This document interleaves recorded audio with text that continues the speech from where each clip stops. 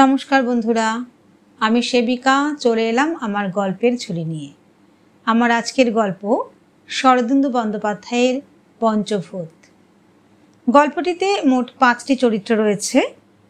সেই 5টি চরিত্রের সাথে আগে আপনাদের পরিচয় করিয়ে দিই। পঞ্চভূত এই গল্পটিতে ভূত এবং মানুষের সংলাপের মধ্যে দিয়ে একটি মজার ভৌতিক কাহিনী প্রকাশিত হয়েছে। প্রেত দম্পতি মৃত্যুঞ্জয় ও শাশ্বতী, জনৈক প্রেত নিত্যানন্দ, অবিনাশ নবাগত প্রেত, অমরনাথ মানুষ, স্থান একটি পোড়ো বাড়ির এক কক্ষ, কাল পূর্ণিমার সন্ধ্যা।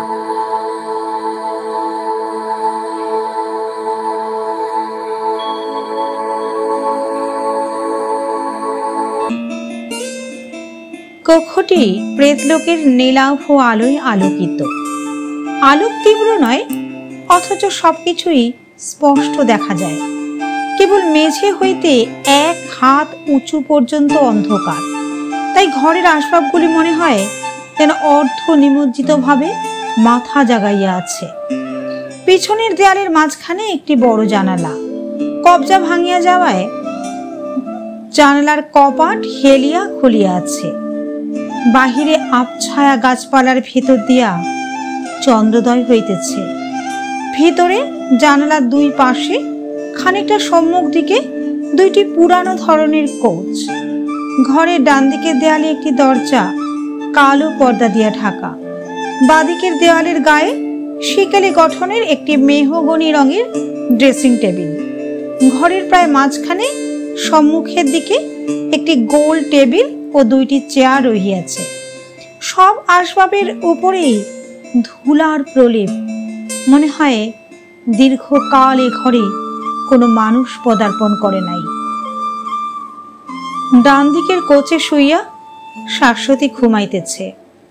শুইয়া আছে বলিয়া তাহাকে স্পষ্ট দেখা যাইতেছে না।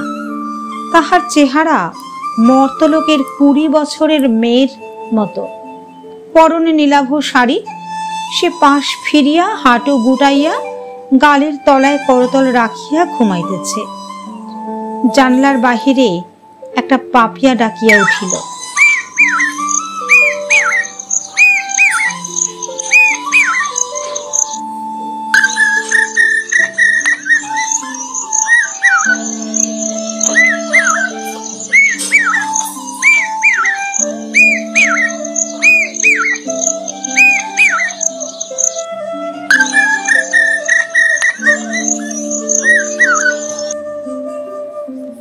সে থামিতেই একটা পেঁচা ডাকিল।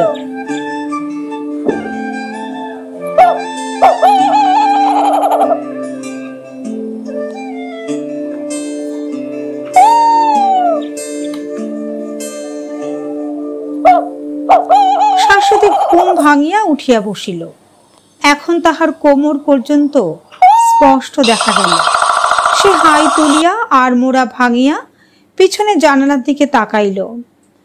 ও মা, কত বেলা হয়ে গেছে, চাঁদ উঠেছে। কি যে আমার ঘুম, কিছুতেই সকাল সকাল ভাঙে না। উনি কখন উঠে গেছেন? কি দুষ্টু, আমাকে না জাগিয়ে দিয়েই বেরিয়ে যাওয়া হয়েছে। শাশ্বতী উঠিয়া অলস পদে ড্রেসিং টেবিলের আয়নার সম্মুখে গিয়া দাঁড়াইল। স্ত্রী স্বভাববশত নিজের মুখখানি ভালো করিয়া দেখিয়া আঁচলে নাকের পাশ মুছিয়া খোপা খুলিতে প্রবৃত্ত হইল। না, উনি এক্ষুনি আবার ফিরে আসবেন। আজ 2জন মিলে বেড়াতে যাব। কোথায় যাব? চাঁদে বেড়াতে যাব? হ্যাঁ, সেই বেশ ভালো হবে, অনেকদিন যায়নি। আজ পূর্ণিমারি রাতে রে, পাখির খোঁজনে আমরা 2জনে চাঁদের ঘাটে গিয়ে উঠব, জ্যোৎস্না সাগর সাথে রে। এই পর্যন্ত গাহিয়া বাকি গানটুকু গুনগুন করিতে করিতে শাশ্বতী চুলের বিনুনি খুলিয়া আবার বাঁধিতে লাগিল।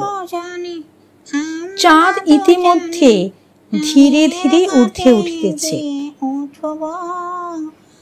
কালো পর্দা ঢাকা দরজা দিয়া মৃত্যুঞ্জয় নিঃশব্দে প্রবেশ করিয়া দরজার সম্মুখে দাঁড়াইল। তাহার বয়স আন্দাজ 30, গায়ে ধূসর রঙের পাঞ্জাবি, মুখ অত্যন্ত শুষ্ক ও বিষণ্ণ, যেন এইমাত্র কোনো গুরুতর সংবাদ শুনিয়াছে। কিন্তু শাশ্বতীকে তাহা বলিতে ভয় পাইতেছে। সে এক পা করিয়া শাশ্বতীর দিকে অগ্রসর হইল। আয়নায় তাহাকে দেখিতে পাইয়া শাশ্বতী সকৌতুকে হাসিয়া উঠিল এবং খোপা জড়াইতে জড়াইতে বলিল, এই যে ফিরে আসা হয়েছে। একলাটি কোথায় পালানো হয়েছিল, আজ কিন্তু চাঁদে বেড়াতে নিয়ে যেতে হবে, তা বলে দিচ্ছি। মৃত্যুঞ্জয় শাশ্বতীর পিছনে দাঁড়াইয়া একবার অধর লিহন করিল, তারপর ভগ্ন স্বরে বলিল, শাশ্বতী। চমকাইয়া শাশ্বতী ফিরিয়া দাঁড়াইল। মৃত্যুঞ্জয়ের মুখ দেখিয়া তাহার মুখেও উৎকণ্ঠার চকিত ছায়া পড়িল। সে মৃত্যুঞ্জয়ের একেবারে কাছে সরিয়া আসিয়া শঙ্কিত কণ্ঠে বলিল, কি হয়েছে গা, কি হয়েছে? মৃত্যুঞ্জয় শাশ্বতীর 2 কাঁধে হাত রাখিয়া একটু ম্লান হাসিল, তারপর বলিল, আর কি, ডাক এসেছে? ডাক এসেছে? মর্মান্তিক সংবাদে শাশ্বতীর মুখখানা যেন শীর্ণ হইয়া গেল। সে বিহবল ভাবে কিছুক্ষণ মৃত্যুঞ্জয়ের মুখের পানে চাহিয়া থাকিয়া তার বুকের ওপর মাথা রাখিয়া ফুপাইয়া ফুপাইয়া কাঁদিয়া উঠিল।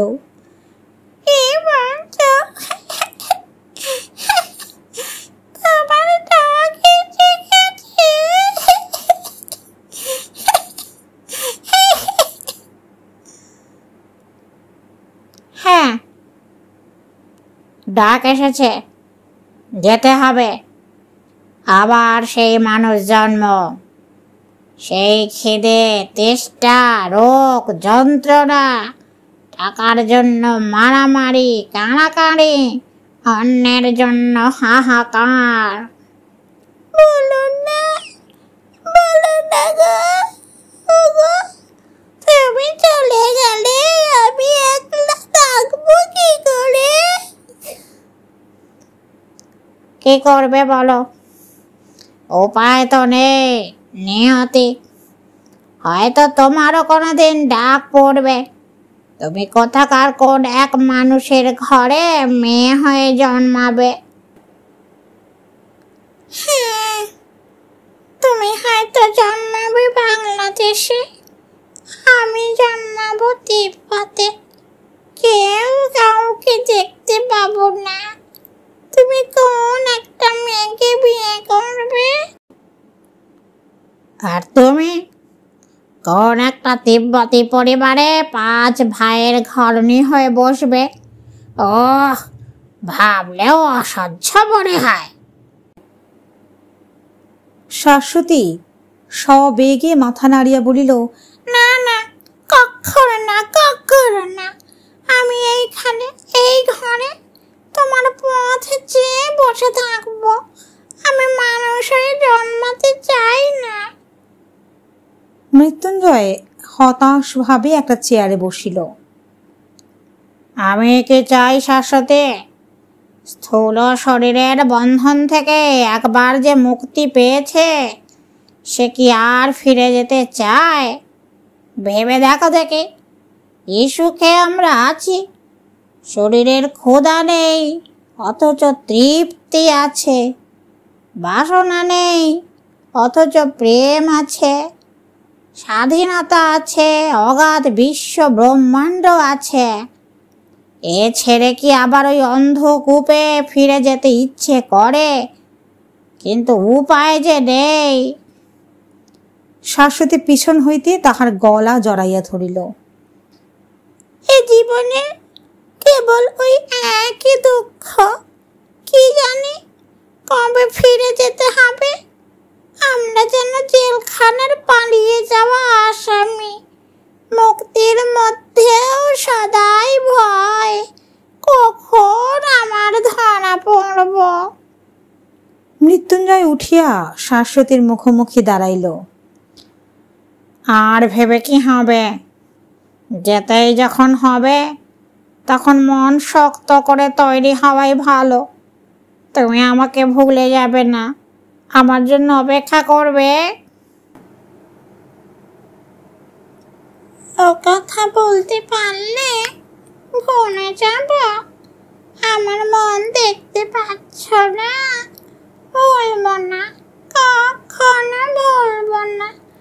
যখনই ফিরে আসবে তখনই দেখবে তোমার শাশ্বতী তোমার জন্য অপেক্ষা করে থাকবে। শাশ্বতীর চিবুক তুলিয়া ধরিয়া মৃত্যুঞ্জয় বলিল, এই ঘরে। মৃত্যুঞ্জয়ের বুকে মুখ গুজিয়া শাশ্বতী বলিল, হ্যাঁ, এই ঘরে। এই ঘর ছেড়ে আমি কোথাও যেতে পারবো না।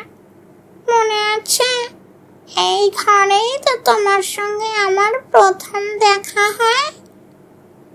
হ্যাঁ, সে আজ কতদিনের কথা। মানব জন্ম থেকে মুক্তি পেয়ে শহরের বাইরে একটা নিরিবিলি আস্তানা খুঁজছিলাম। এই বন বাজারের মধ্যে বাড়িটা নজরে পড়ল। নেহাত ভাঙা বাড়ি নয়, অথচ লোকজনের যাতায়াতও নেই। বাড়ির মালিক তালা দিয়ে বিদেশে চলে গেছে ব্যবসা করতে। দেখে শুনে বেশ পছন্দ হলো। ভেতরে ঢোকেই দেখি তুমি। ঘরও পেলাম, মনের মানুষও পেলাম। দুজনে কিছুক্ষণ অতীতের স্মৃতিতে নিমগ্ন হইয়া রহিল। বাহিরে পেঁচা ডাকিল। চাঁদ ইতিমধ্যে আরো একটু উপরে উঠিয়াছে। দরজার উপর হঠাৎ ধাক্কা পড়িল। কণ্ঠস্বর শোনা গেল, মৃত্যুঞ্জয় দা, ও মৃত্যুঞ্জয় দা, আছেন নাকি? আসতে পারি? তাড়াতাড়ি বাহুমুক্ত হইয়া শাশ্বতী চোখ মুছিল। মৃত্যুঞ্জয় দ্বারের দিকে ফিরিল। কে? নিত্যানন্দ, এসো। নিত্যানন্দ প্রবেশ করিল। হালকা বাসন্তী রঙের পাঞ্জাবি পরা 20-21 বছরের যুবা, মুখে ছেলে মানুষই ও চটুলতা মাখানো, চটপটে দ্রুতভাষী রঙ্গপ্রিয়। সে দ্রুত পদে তাহাদের কাছে আসিয়া জিহবা ও তালুর সাহায্যে আক্ষেপ সূচক চটকার করিল।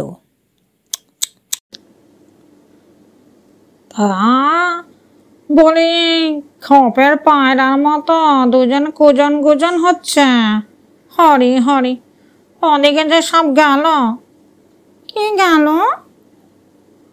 তোমাদের এই সাধের পায়রার খপ। আর কি? আহা, বৌদি কত যত্ন করে বাসাটি বেঁধেছিল।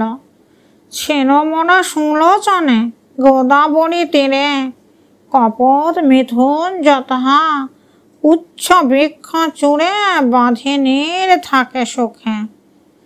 হ্যাঁ, কিন্তু এবার বাসা ছাড়তে হলো। বাজ পাখি হানা দিয়েছে। তোমারই এক দোষ নিতাই ঠাকুরপো, হে আলিতে ছাড়া কথা কইতে পারো না। সত্যি করে বলো না ভাই, কি হয়েছে? শুনবে? তবে এক কথাই বলছি, এই বাড়ির মালিক এতদিন পরে আবার বাড়ি ফিরে আসছে। হ্যাঁ, বলো কি ঠাকুরপো? তা নইলে আর এই পূর্ণিমার ভর সন্ধ্যাবেলায় তোমাদের মিলন কুঞ্জে এসে বাগড়া দিলুম। কে আর বলবো বৌদি, ভারী দুঃখ হচ্ছে। কোথাকার এক জোয়ারে পাষণ্ড মানুষ এসে তোমাদের বাস্তু ভিটে থেকে উৎখাত করে দেবে। মানুষের সঙ্গে তো আর একসঙ্গে তোমরা থাকতে পারবে না কি বাড়িতে। তুমি আবার এই খবর কোথা থেকে পেলে? জানোই তো, আজ সন্ধ্যাবেলা স্টেশনের বাদুর বটে পা ঝুলিয়ে বসে থাকা আমার অভ্যাস। গাড়ি আসে, যাত্রীরা ওঠা নামা করে, দেখতে বেশ লাগে। আজ গিয়ে বসেছিল, গাড়ি এলো,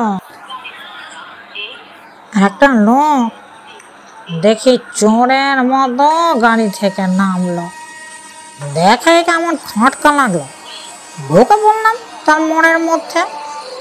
ঢুকে দেখি, ও বাবা, এ মন্দ নয়, একেবারে নরক কুণ্ড। কি দেখতে ঠাকুরপো সেখানে?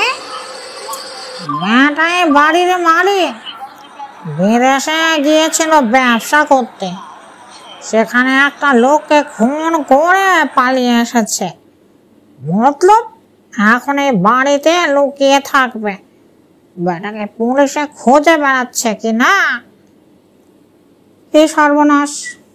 শাশ্বতী, তুমি?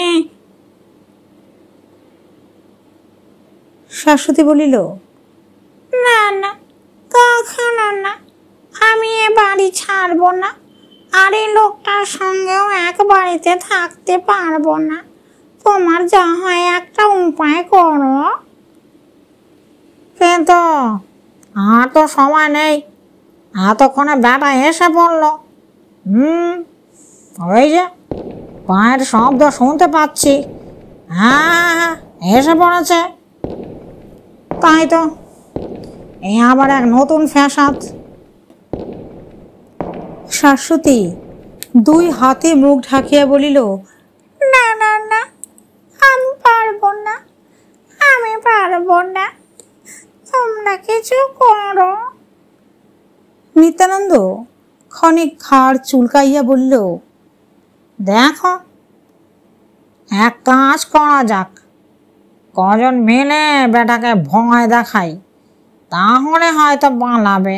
হ্যাঁ হ্যাঁ হ্যাঁ, ঠিক বলেছ ঠাকুরপো, এসব ভয় দেখাই, নিশ্চয়ই পালাবে তাহলে।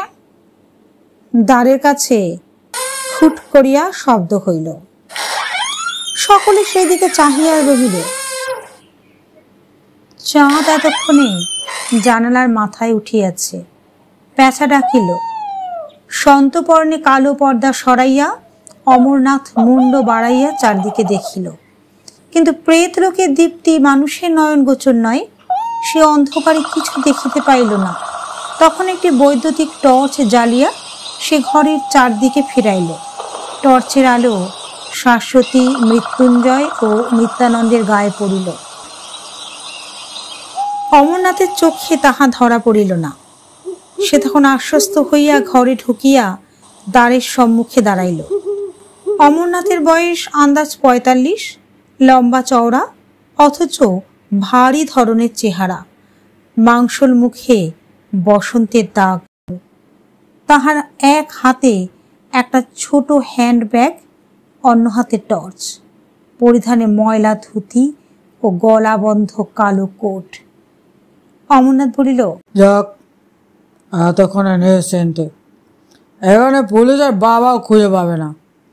এ বাড়িটা যে আমরা তো কেউ জানি না। ঘরের চারদিকে টর্চের আলো ফেলিয়া সে বলিল, যেমনটি 15 বছর আগে রেখে গিয়েছিলাম ঠিক তেমনি আছে। ওহ, কি অন্ধকার! কিন্তু টর্চের আলো তো বেশিক্ষণ জ্বালিয়ে রাখা যাবে না, তাহলে সেল ফুরিয়ে যাবে। মোমবাতি বের করি। অমরনাথ হাতড়াইয়া ঘরের মধ্যস্থিত টেবিলের দিকে অগ্রসর হইল। টেবিলের নিকটবর্তী হইয়া একটি চেয়ারে হোঁচট খাইয়া পড়িয়া গেল। নিত্যানন্দ সজোরে হাসিয়া উঠিল, রাত কানা শুকনো ডাঙায় আছাড় খাচ্ছিল। হ্যাঁ, মানুষগুলো ওই রকমই হয়। চোখ থাকতে দেখতে পায় না, কান থাকতে শুনতে পায় না, তবু বড়াই কত গুমর করে বলে ওরাই পৃথিবীর শ্রেষ্ঠ জীব। অমরনাথ কিন্তু হাসি বা কথা কিছুই শুনিতে পায় নাই। হোঁচটের তাল সামলাইয়া সে ব্যাগ ও টর্চ টেবিলের উপর রাখিল। তারপর ব্যাগ খুলিয়া একটি আধ পোড়া মোমবাতি বাহির করিয়া জ্বালিল। টেবিলের উপর মোমবাতিটি বসাইয়া সে বলিল, জানলা খোলা রয়েছে, কিন্তু এই সময় বনে বাজারে কেউ আসবে না। যদি বা কেউ আসে ভাবে ভূতরে বাড়ি। অদৃশ্য দর্শক তিনজন হাসিল। অমরনাথ হাসিতে হাসিতে হঠাৎ থামিয়া গিয়া সচকিতভাবে চারিদিক চাহিল। মনে হচ্ছে কারা যেন আমার সঙ্গে হাসছে। বাড়ি দিকেও আছে নাকি? না, কেউ নেই, তুমি একা রামরাজত্বে বাস করছ। ক্যাবলা কোথাকার। অমরনাথ কিছুক্ষণ শরীর শক্ত করিয়া উৎকর্ণ হইয়া রহিল। না, বোধ হয় প্রতিধ্বনি। জোরে হাসছিলাম। বাহিরে পাপিয়া ডাকিয়া উঠিল। অমরনাথ নিঃশ্বাস ফেলিয়া নিশ্চিন্ত হইল। আচ্ছা, পাপিয়া ডাকছে, তাকে হাসির আওয়াজ মনে করেছিলেন। হাসিতে হাসিতে অমরনাথ জানালার দিকে গেল। নিত্যানন্দের পাশ দিয়া যাইবার সময় নিত্যানন্দ তাহার হাসির সহিত সুর মিলাইয়া ব্যঙ্গস্বরে হাসিল।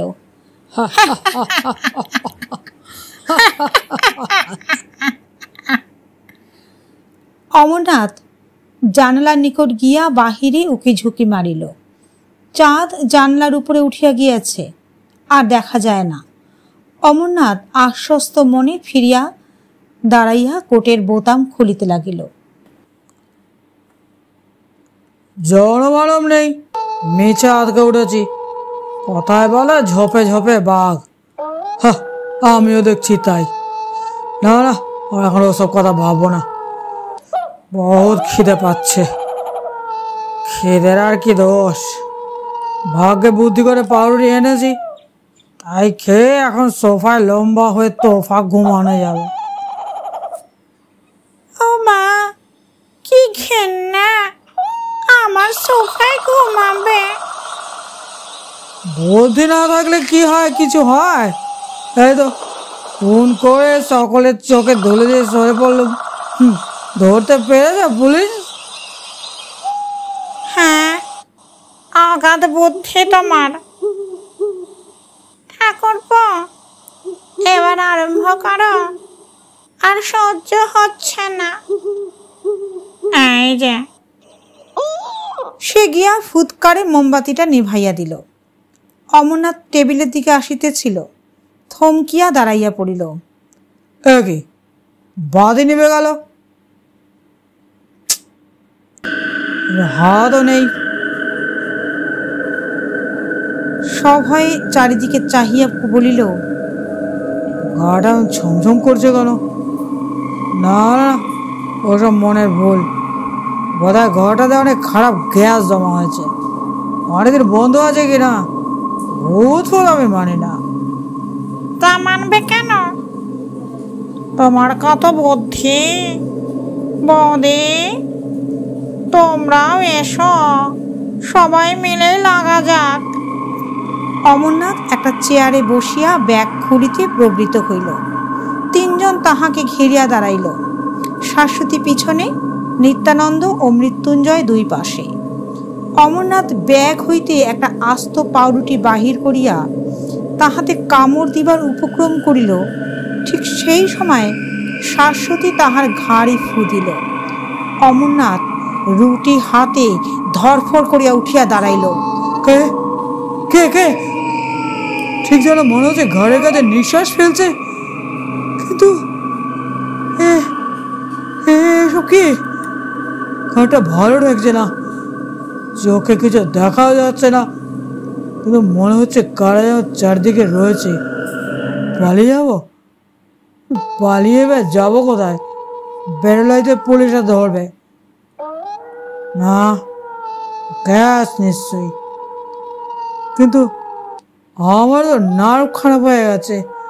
না না না, নার্ভ খারাপ হলে চলবে না। খাই খাই, খেলে শরীরটা ঠিক হবে। কালি পেরে যত আপদ এসে জোটে। দাঁড়াইয়া দাঁড়াইয়া অমরনাথ পাউরুটি খাইতে লাগিল। ও কি বিভৎস খাচ্ছে, হাউমাউ করে জানোয়ারের মতন খাচ্ছে। আমি ওসব দেখতে পারি না, ছি। মানুষ, মানুষ নাশে নাশে খাচ্ছে, ছে ছে। যাগে যাগে যাগে দাদা, ওসব নোংরা কথা যেতে দিন। এবার কি করা যায়? বেটার নাক ধরে টেনে দিই। অমরনাথ খাইতে খাইতে শুনিল কারা যেন ফিস ফিস করে কথা কইছে। না না, কল্পনা কল্পনা, মাথা গরম হয়ে গেছে, খেয়ে শুয়ে পড়ি। শুকনো রুটি চিবে গলা কাঠ হয়ে গেছে, একটু যদি জল পাওয়া যেত। জলের ভাবনা কি চাঁদু? এখনই এনে দিচ্ছে। নিত্যানন্দ দ্বারের কাছে গিয়া পর্দার ওপারে হাত বাড়াইয়া এক গ্লাস জল আনিল। তারপর জলের গ্লাসটি অমরনাথের মাথার উপর ধরিয়া অল্প অল্প জল ফেলিতে লাগিল। হা! অমরনাথ ঊর্ধ্বে চাহিয়া দেখিল, এ কি জল, গ্লাস শূন্য ভাসছে। এ কি রে বাবা, এ কি? রুটি ফেলিয়া দিয়া সে পিছু হটিয়া জানলার দিকে যাইতে লাগিল। নিত্যানন্দ গ্লাস তুলিয়া তাহার পিছে পিছে চলিল। শাশ্বতীয় মোমবাতিটি তুলিয়া লইয়া শূন্যে ঘুরাইতে লাগিল। মৃত্যুঞ্জয় টর্চটা লইয়া অমরনাথের ভয় বিহবল মূর্তির ওপর আলো ফেলিল। বাতি শূন্যে ঘুরছে, টর্চ। ভয়ে অমরনাথের মুখ বিকট আকার ধারণ করিল। সে হঠাৎ দু হাতে বুক চাপিয়া ধরিয়া গোঙানির মতো শব্দ করিতে করিতে বাঁ দিকের কৌচের পিছন দিকে পড়িয়া গেল। তাহার গোঙানি সহসা স্তব্ধ হইয়া গেল। কিছুক্ষণ তিনজনের নীরব। কেবল বাহিরে পেঁচা ডাকিল। শাশ্বতী বাতিটা টেবিলের উপর নামাইয়া রাখিল। মৃত্যুঞ্জয় টর্চ নেভাইল। নিত্যানন্দ একবার কৌচের পিছনে উঁকি মারিয়া মুখের একটা ভঙ্গি করিয়া টেবিলের কাছে আসিয়া জলের গ্লাস রাখিল।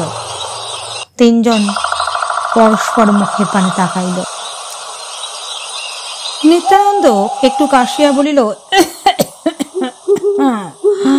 তাই তো, একটু বাড়াবাড়ি হয়ে গেল মনে হচ্ছে জানো। হ্যাঁ, এত আবার হিতে বিপরীত হলো। মানুষকে যদি বা তাড়ানো যেত, এখন আর। সকলে একসঙ্গে পেছন দিকে তাকাইল। অমরনাথ কৌচের পিছন হইতে উঠিয়া দাঁড়াইল। তারপর ঈষৎ টলিতে টলিতে টেবিলের কাছে আসিয়া দাঁড়াইল। তাহার চক্ষু ঢুলু ঢুলু, যেন এই মাত্র ঘুম ভাঙিয়া উঠিয়াছে। তিনজনে তাহার মুখের পানে চাহিয়া রহিল। নিত্যানন্দ মৃত্যুঞ্জয়কে ইঙ্গিতপূর্ণ কনুয়ে ঠেলা দিল। কে, কেমন মনে হচ্ছে? অমরনাথ হাই তুলিতে গিয়া থামিয়া গেল। তাহার চেতনা যেন সম্পূর্ণরূপে ফিরিয়া আসিল। সে একবার সচকিতে তিনজনের দিকে তাকাইয়া তস্ত্রভাবে পিছু হটিল। তোমরা কে? ভয় নেই, আমরা পুলিশ নয়। দেখছেন না, একজন মহিলা রয়েছেন। তবে কি চাই? কিছু না, শুধু আপনাকে জানাতে চাই ব্যাপারটা একটু বেশি দূর গড়িয়েছে। এতদূর গড়াবে আমরা ভাবিনি। অমরনাথ বুঝিতে পারে নাই, এমনভাবে তাকাইয়া রহিল। তারপর ঈষৎ আশ্বস্তভাবে এক এক পা আগাইয়া আসিল। মানে ঠিক বুঝতে পারছি না। প্রথমটা এমনই হয়, আপনিও মুক্তি পেয়েছেন। মুক্তি? সত্যি মুক্তি পেয়ে গেছি? মানে একেবারে মুক্তি পেয়েছেন, পটল তুলেছেন, শিঙে ফুকেছেন। অমরনাথ বলিল, পাগল না ছন্ন, কে সিংহে ফুকেছে? আপনি আপনি এখনো ধরতে পারছেন না? এদিকে আসুন, স্বচক্ষে না দেখলে আপনার বিশ্বাস হবে না দেখছে। অমরনাথকে লইয়া নিত্যানন্দ কৌচের পিছন দিকটা দেখাইল। অমরনাথ কিছুক্ষণ স্তম্ভিত হইয়া দাঁড়াইয়া রহিল। তারপর ধীরে ধীরে ফিরিয়া আসিল। তাহার চেহারা এই অল্প সময়ের মধ্যেই কেমন যেন অন্যরকম হইয়া গিয়েছে। সে অন্যমনস্কভাবে ফু দিয়া মোমবাতিটা নিভাইয়া দিল। কেমন, এখন বিশ্বাস হলো? আমি মরে গেছি, লাশ পড়ে রয়েছে। আশ্চর্য, মরে গেছি অথচ তো তফাৎ কিছুই বুঝতে পারছি না। মানে বুঝতে পারছি, মানে আর ভয় নেই, ভাবনাও নেই, আর আমাকে পালিয়ে পালিয়ে বেড়াতে হবে না। আমি মরিনি, আসলে তো আমি বেঁচেছি, আসলে তো আমি বেঁচেই গেছি, তো আমি বেঁচেছি। আনন্দে লাফাইয়া লাফাইয়া নৃত্য করিতে লাগিল। সে দেখিতে পাইল না এই অবকাশে আরো একজন ঘরে প্রবেশ করিয়াছে। তাহার দুশ্মনের মতো চেহারা, বড় বড় রক্তবর্ণ চক্ষু, মাথার চুল যেন কোনো গাঢ় তরল পদার্থের সাহায্যে জমাট বাঁধিয়া গিয়াছে। তাহার গায়ে একটা ছাই রঙের চাদর, দুই বাহু বুকের ওপর আবদ্ধ। অমরনাথের নৃত্য একটু শ্লথ হইতেই সে তাহার সম্মুখে আসিয়া দাঁড়াইল। জ্বলন্ত চক্ষে চাহিয়া দাঁতে দাঁত চাপিয়া বলিল, অমরনাথ, আমাকে চিনতে পারো? অমরনাথ প্রথমটা ভ্যাবা চাকা খাইয়া পরে চিনিতে পারিয়া সভয়ে চিৎকার করিয়া উঠিল, যে অবিনাশ! ওরে বাবারে! আরে! অমরনাথ ছুটিয়া পালাইবার চেষ্টা করিল। অবিনাশ তাহার পিছনে তাড়া করিল। ঘরময় দুজন ছুটাছুটি করিতে লাগিল। নিত্যানন্দ হাততালি দিয়া হাসিতে লাগিল। আমাকে খুন করেছিলে, আমার টাকা নিয়ে পালিয়েছিলে, যাবে কোথায়? কেন খুন করেছিলে? পেয়েছি তোমায়, আজ তো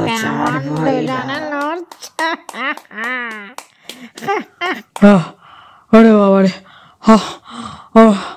আরে বাবারে বাবারে বাবা। এইভাবে ছুটাছুটি করিতে করিতে প্রথমে অমরনাথ, তার পশ্চাতে অবিনাশ দরজা দিয়া বাহির হইয়া গেল। শাশ্বতী ও মৃত্যুঞ্জয় এতক্ষণ পাশাপাশি চুপ করিয়া দাঁড়াইয়া দেখিতেছিল। এই হুড়োহুড়িতে কোনো অংশগ্রহণ করে নাই। নিত্যানন্দ কিন্তু মাতিয়া উঠিয়াছিল। সে মহা উৎসাহে দ্বারের পানে যাইতে যাইতে বলিল, সারে সারে লড়াই, যাই রগড়ে দেখে গে।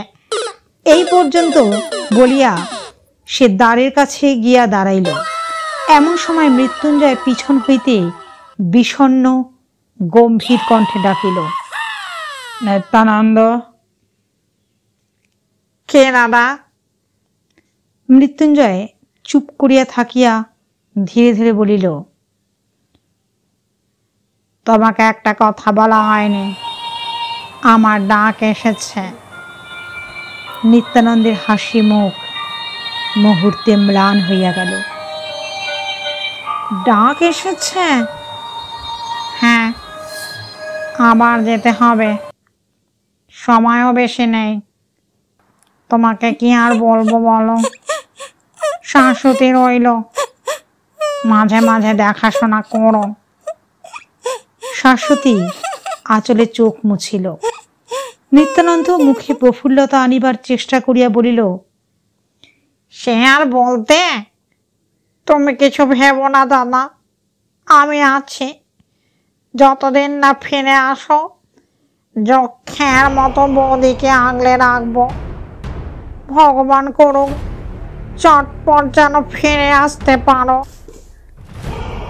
কতদিনে ফিরবো তার তো কোনো ঠিক নেই, কিন্তু কিছুই বলা যায় না দাদা। আজকাল হতভাগা মানুষগুলোর মধ্যে যেরকম লড়াই বেঁধেছে, কুরুক্ষেত্র তো তার কাছে ছেলে খেলা। মানুষ মরে উড়কুড় হয়ে যাচ্ছে। শুধু কি তাই, তার উপর মহামারী, রোগ, দুর্ভিক্ষ, ছেলে বুড়ো কেউ বাদ যাচ্ছে না। ভালোই ভালো যদি চট করে টেসে যেতে পারো, তবে তোমাকে পায়। হ্যাঁ, ওই যে একটু ভরসা। আচ্ছা তাহলে এসো দাদা, দুর্গা দুর্গা, হাসি মুখে যেন শিগগির ফিরে আসতে পারো। শাশ্বতী। নিত্যানন্দ সরিয়া গিয়া দরজার কাছে দাঁড়াইল। মৃত্যুঞ্জয় ও শাশ্বতী বিদায় বিধুর মুখে হাত ধরাধরি করিয়া পরস্পরের মুখের পানে চাহিয়া রহিল। এই সময় অবিনাশ ও অমরনাথ হাতে হাতে জড়াজড়ি করিয়া পরম বন্ধুভাবে প্রবেশ করিল। আরে গেল যা, ওই সন্ধ্যা দুটো আবার আসছে। হ্যাঁ, একেবারে গলাগলি ভাব দেখছে। ব্যাপার কি? আমাদের মধ্যে বন্ধুত্ব হয়ে গেছে। অবিনাশকে বিনাশ করে আমি যে ওর উপর কতখানি উপকার করেছি তাকে ভালো করে বুঝিয়ে দিয়েছি। হ্যাঁ অমরনাথ, তুমি আমার যথার্থ বন্ধু। এখন থেকে দুজনে একসঙ্গে থাকবো, তোমাকে এক দ্বন্দ্ব ছাড়বো না। শেওড়াতলায় ওই মজা কোটার মধ্যে আমার আস্তানা দেখলে তো কেমন, পছন্দ হয় না? পছন্দ হবে না আবার? ও তো স্বর্গ, থমিনাস। আচ্ছা হয়েছে, এবার একটু থামুন। মৃত্যুঞ্জয়দার ডাক এসেছে, উনি এক্ষুনি যাবেন। অমরনাথ ও অবিনাশ সহানুভূতি নেত্রে মৃত্যুঞ্জয়ের পানে চাহিয়া রহিল। আহা, বেচারা। তাহারা দ্বারের কাছে আসিয়া দাঁড়াইল। ঘরের মাঝখানে শাশ্বতী ও মৃত্যুঞ্জয় পূর্ববৎ বাহুবদ্ধ হইয়া দাঁড়াইয়া আছে। ঘরের প্রেতদীপ্তি ধীরে ধীরে নিস্তেজ হইয়া আসিতে লাগিল। মূর্তিগুলি অস্পষ্ট হইয়া ক্রমে গাঢ় অন্ধকারে মিশিয়া গেল। কিছু আর দেখা গেল না, নিস্তব্ধ অন্ধকার। সহসা এই স্তব্ধতার মধ্যে বহু দূর হইতে অতি ক্ষীণ একটি শব্দ ভাসিয়া আসিল, সদ্যজাত শিশুর কান্না।